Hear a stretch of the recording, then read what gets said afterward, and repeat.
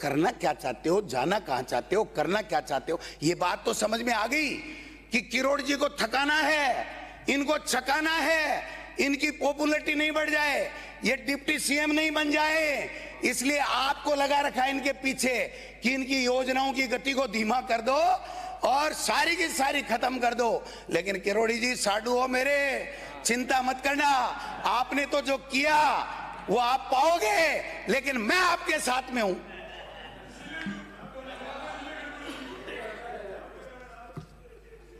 आप अधिकृत हो कुछ भी बोले, लेकिन हमने राष्ट्रीय स्वयंसेवक संघ की शाखा पर राष्ट्रभक्ति सीखी है। हमारा काम है राष्ट्र की सेवा करना, राष्ट्र को मजबूत करना। हम पद के पीछे नहीं भागते हैं। और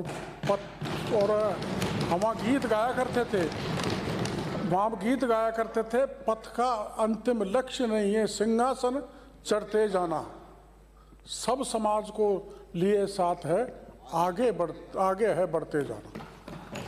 देखो संघ की बात की, चलो आप शाखा में जाते हो। किरोड़ी जी एक मिनट, मंत्री महोदय ये बताओ, वहां भैंस का दूध पिलाया जाता है, गाय का दूध पिलाया जाता है, ये बताओ आप तो। पिलाया जाता है रानी लक्ष्मीबाई का, जमीनी बात। वहां पर दूध पिलाया जाता है तेजा जी का, चंद्रशेखर का, भगत सिंह का, सुखदेव का, आजाद का, सरदार पटेल का, तिलक का।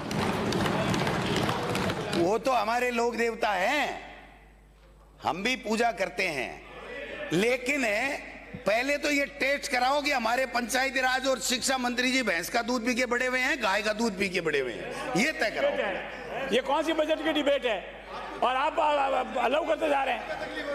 कौन सा दूध पीते हैं मंत्री जी? ये डिबेट है, डिमांड बता देंगे तो आपको क्या तकलीफ है? आपको क्या तकलीफ है? डिबेट मुझे तकलीफ है, ये बता दीजिए।